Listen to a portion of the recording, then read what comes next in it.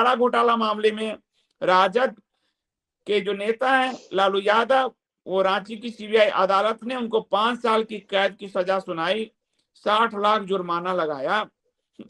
लालू का तो कहते थे जिन्न निकालते हैं वो, अब इनको कोई जिन्न बचाने नहीं आ रहा।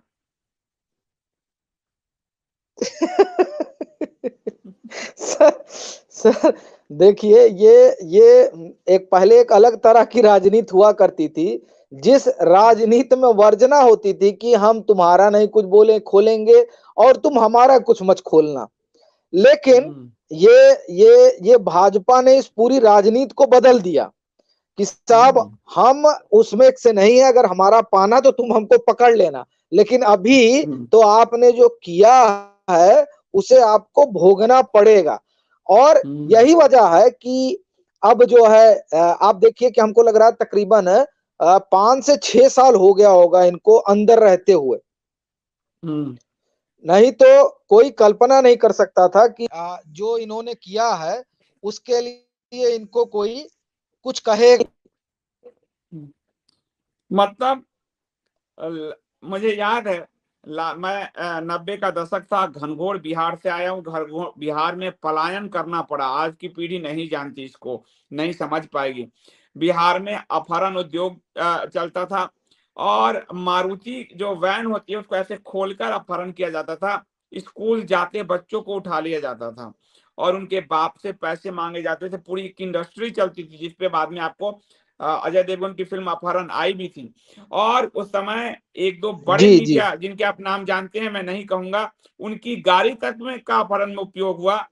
और यहाँ तक कहा गया कि बड़े जो आरोप लगा कि लालू आदि के सह पर सब चल रहा है, वो दौर था। उस दौर में लालू बैलेट वैक्स से चुनाव होता था कि हम जिन्न निकालते हैं।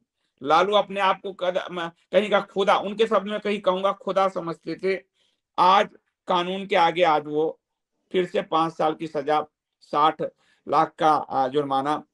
जितेंद्र जी, ये जो तथाकथित लिबरल बिरादरी है, जिनको मैं पंचमक्कार कहता हूं, उनका होप हमेशा लालू से रहा। और वो रो रहे थे ट्विटर पर कि लालू सच बोलने के कारण जेल में गए हैं। अरे चारा खा रहे थे भाई। चारा खा के गोबर कर रहे सर थे। देखिए, असल में सर दर्द एक ही है, और वो मैं भी मानता हूं और हमको लगता है कि आप भी सहमत होंगे। असल में जो राजनीतिक रूप से जिस एक आदमी में दमखम था नरेंद्र मोदी और अमित शाह को चुनौती देने का, वो असल में लालू यादव के पास था। और इसमें कहने में मुझे कोई गुरेज नहीं है कि किसी भी तरीके से, लेकिन लालू यादव एक जनाधार वाले नेता थे। इस वजह से उन लोगों को होप रहता था कि नहीं, लालू खड़े होंगे तो कुछ हो जाएगा। जैसे सर अभी देखिए, अगर आज के समय में मुलायम सिंह यादव सक्रिय होते जैसे वो 2012 में थे या जैसे वो 2007 में थे, तो इतनी सहज लड़ाई नहीं होती। क्योंकि ये लोग जमीन के नेता थे। इन लोगों ने जो भी किया हो उसका इनको दंड मिलेगा और मिल रहा है। लेकिन इन्होंने जमीन की राजनीति की और इन्होंने एक अपना का आधार बनाया, इसलिए ये चुनौती देने में सक्षम रहे। लेकिन इनके कुनबे से जो लोग निकले हैं वो तो वही है कि चांदी का चम्मच लेके पैदा हुए, सोने का चम्मच लेके पैदा हुए, तो उनके पास उस तरह का आधार है नहीं, वो उस तरह की चुनौती दे नहीं पा रहे हैं। तो इसलिए ये खेमा सोच रहा था कि चलो यार, अगर ये बाहर आ जाएंगे तो कम से कम 24 में कोई तो बोलेगा कुछ। लेकिन अब वो भी संभावना खत्म हो गई, तो जाहिर तौर पर इनको लगेगा कि सच बोलने का ठीक बात है, सारा चारा खा जाइए, गोबर करिए, ये सच ही है। सही बात। और बड़ी बात ये आपने ठीक कहा, और नॉर्थ इंडिया में लालू अकेले नेता हैं जो एंटी बीजेपी नेताओं को एक मंच पे ला सकते थे। अकेले नेता हैं इसमें। ममता छटपटा रही है, ममता के बस में नहीं है।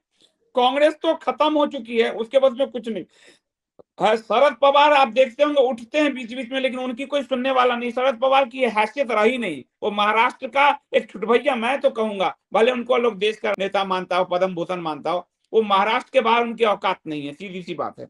लेकिन लालू यहाँ से साउथ तक, चंद्रबाबू नायडू वहां तक वो जोड़ देते थे। और उनका जो समीकरण था, आप देखिए एमवाई समीकरण, वो वही समीकरण यूपी में फिर चला। तो इन लोगों का पूरा होप लालू से था। लेकिन लालू जिसके समय में, जमाने में बड़े बड़े नोट बोड़े में भर भर कर फेंके जाते थे, पर उद्योग चलता था। बिहार की सड़कें ऐसी थी कि अंधेरा में लालू ने चरवाहा विद्यालय, भैंस चराने को शिक्षा से जोड़ दिया।